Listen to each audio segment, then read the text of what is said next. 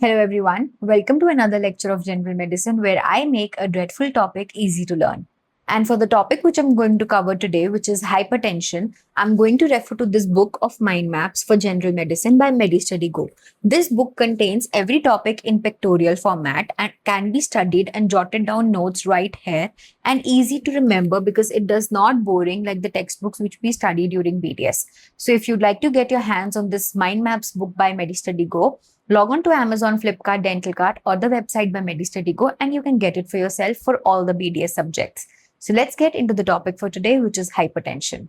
As I always say, every topic must be studied under certain headings. So starting with the first heading for hypertension, which is definition, it is the hemodynamic disorder, which is basically the imbalance in the hemodynamic system of the body with higher than normal pressure inside the blood vessels. So blood vessels are contained by blood at a certain pressure and a certain flow. If this pressure is increased, the blood is going to gush through the vessels and cause damage to the organs where they are going. The blood vessels can themselves also get damaged. So that is the situation which happens in hypertension. Now to characterize the exact value, blood pressure is something which is more than 130 by 85. Normal is 120 by 80. But if the blood pressure stays consistently above 130 by 85 mm of mercury, that situation is indicative to be of hypertension. Now, on the basis of cause, hypertension can be of two types, primary and secondary. Primary is present in 85% of cases with a lower chance for the secondary to happen. Primary is basically called as the essential hypertension where no specific underlying cause is present and it is multifactorial in nature. Whereas secondary is when a specific disease or abnormality is present which is directly leading to hypertension. So maximum cases contain primary hypertension where no systemic abnormality is present, but maybe due to lifestyle or some specific infection, etc., disease, the hypertensive situation has happened and it can be reversed if treated timely and adequately. In the secondary one, there can be several organ systems which can lead towards manifestation of hypertension. For example, renal, endocrinal, cardiovascular system, and due to drugs. There are 4 systems which can lead to manifestation of hypertension indirectly. For renal, we have chronic kidney disease. For endocrinal, we have the Cushing syndrome and hyperthyroidism, which can manifest with hypertension.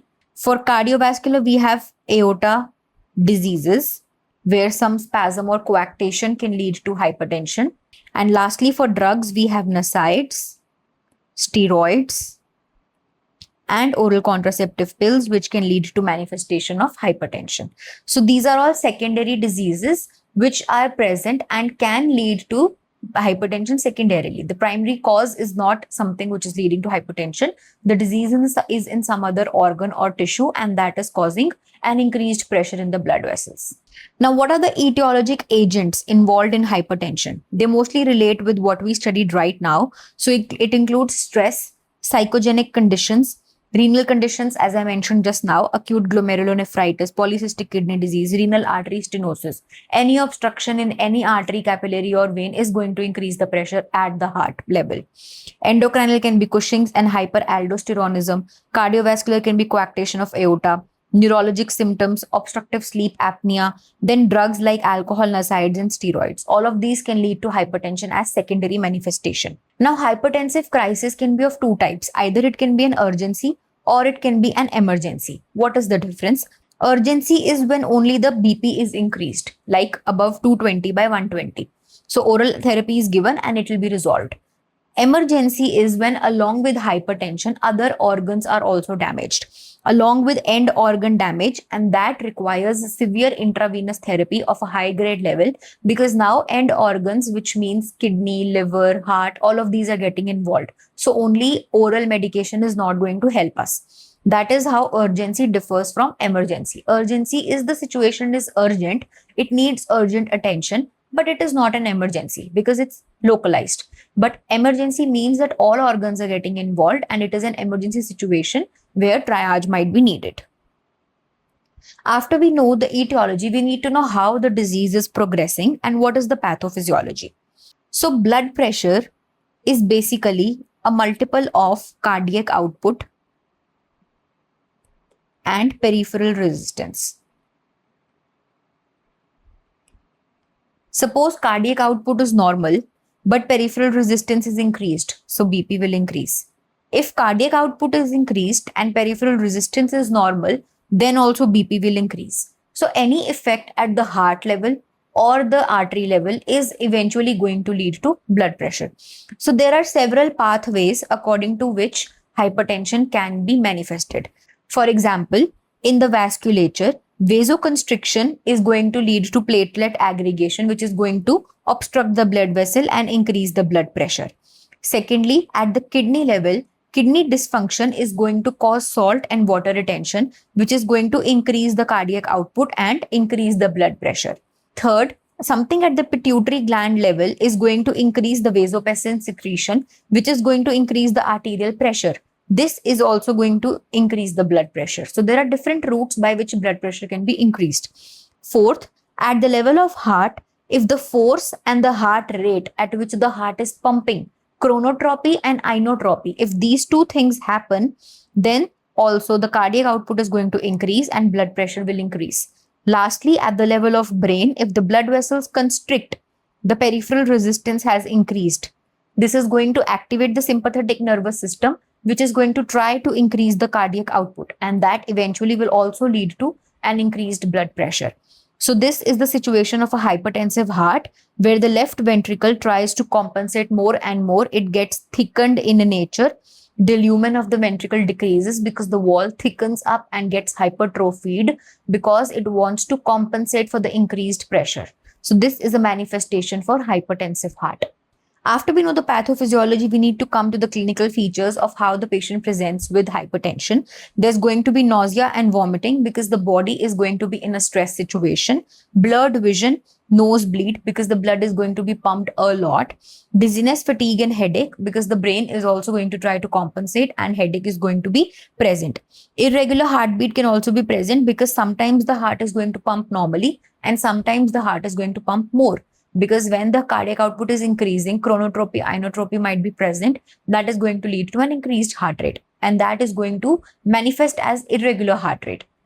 Now, if we consider the manifestations of this disease in other organs, how is it going to manifest? For that, we consider organs like heart, brain, eye, and kidney. In heart, we are going to see left ventricular hypertrophy, as I just mentioned. This can also lead to heart failure and coronary artery disease, where the coronary arteries can get blocked or obstructed, and this can lead to heart failure. In brain, it can lead to stroke because of increased pressure and encephalopathy. In eyes, it can lead to retinopathy, where the retina gets damaged. And in kidneys, it can lead to chronic kidney disease because the blood is going to be pushed into the kidneys also. Kidneys will have to overwork, and that can lead to chronic kidney disease. So these are the manifestations of hypertension in other organs, which can lead to the emergency situation of hypertension. Now, once we know what the patient is going through, we need to treat the patient. And for that, there are two parts. We need to investigate and come to a confirmatory diagnosis, and then we need to manage the patient with the actual treatment for the condition. So for the investigations, the first and the foremost is urine analysis for protein, blood and glucose, because that is going to be increased. The serum creatinine and the blood urea nitrogen is also going to be increased because the body is in a state of stress. Lipid profile is also going to show an increase of LDL, triglycerides and cholesterol, because somehow the plaques and the atherosclerosis can also be a cause of this problem. Thereby, lipid profile will also be deranged. Electrocardiography can be done to view the heart condition and what type of disease is present in the heart and if ECG is normal or not. Chest X-ray and echocardiography shows us the situation of the heart exactly, which valve is involved if some heart disease is present, and what is the situation in the cavity and what is the size of the heart, is hypertrophy happening or not. Lastly, renal ultrasonography and angiography can be done because this situation has a direct role on the kidneys also. So that imaging also will be helpful in coming to a confirmatory diagnosis for hypertension.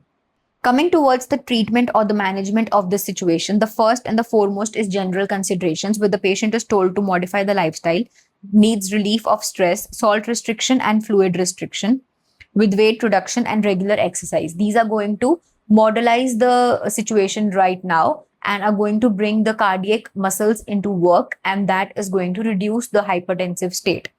These general conditions, they also come under the term of DASH, which is the DASH guidelines. DASH stands for dietary approaches to stop hypertension. This includes less salt, less fluid, more potassium, more magnesium, more fiber. So all of this is going to help to even out the effect of hypertension. Coming towards the drug therapy, the first and the foremost is diuretics, because these are going to decrease the cardiac output. ACE inhibitors are going to decrease the effect of the heart muscles like enalapril. Angiotensin receptor blockers, which is the ARB, they are going to help in blocking the angiotensin 2, which is activated by the kidney, and therefore they also ease the situation. Calcium channel blockers like amlodipine is going to be used, because that is also going to decrease the blood pressure. Lastly, beta blockers are used like propranolol and metoprolol, so that they can relax the heart muscles and make it function in a better way. The guidelines for treatment of hypertension includes that in a state of pre-hypertension, where the patient sometimes has an increased heart rate or the blood pressure, lifestyle modification is recommended. When hypertension is present consistently, then the drugs are added. The goal is to achieve a blood pressure of less than 140/90, because that is something where the patient can survive normally, but must be targeted to decrease it up and come to normal. Lastly, surgery can be required for situations like pheochromocytoma and renal artery stenosis, where permanent damage happens to some or the other vessel and cannot be corrected with just dietary modifications or drugs which are being given. So this is more of a permanent, and a surgical treatment might be needed. Now, what are the dental considerations for hypertension? Every time we perform a treatment or any dental surgery, we ask the patient for medical history if they are suffering from hypertension and they take any medication. Because if a patient has hypertension, we must be aware and we must be cautious. The appointments, they must be kept short. There must be less stress and less anxiety, because both of these can increase the blood pressure of the patient. The LA must be used in caution, and adrenaline should be used in less quantity. If NSAIDs are prescribed to the patient, they must be recommended in certain dosage, because they can decrease the effect of anti-hypertensive drugs which the patient might be taking. So these are the considerations from dental point of view which we must see and look out for in any patient of hypertension. Now, if you study this topic in the present storyline and the headings, it's going to be very easy to memorize all that I've taught you. And to check further your knowledge, you can solve some questions on our app by MediStudy Go, where you can solve MCQs as well as flashcards. So MCQ is basically a question on one side with the answer on the other without any options. So why is hypertension called the silent killer? Answer will be given when you flip over the flashcard, which states that because many patients, they remain asymptomatic for years while the target organ damage keeps happening until and unless an emergency situations arrives. Next, you can also solve MCQs on our app, like which organ is not typically a target organ in hypertension: liver, brain, kidney, or heart. So liver is something which is not really targeted in hypertension, as we studied just now. All other organs are getting involved. So hypertension doesn't commonly affect it. Now, these flashcards and MCQs are available on this app of MediStudy Go, which you can easily access for iOS as well as for Android phones, iPads, etc. You can get resources like mind maps, notes, videos, flashcards, and MCQs. Go through them, make your notes, and you can even make your own flashcards for every topic. Come back to them while you're revising the topic, and you'll be done for one chapter under 15 minutes if you watch videos like these for complete syllabus of BDS. So I suggest you to subscribe our channel of YouTube by the name of MediStudy Go. Like this video while you're at it, and drop a comment below if you like this video or you have any doubt regarding the topic and any resource which you want to get from us. Feel free to reach out to us and we'll definitely love to help you. If you found this video useful, do like it and keep watching for more.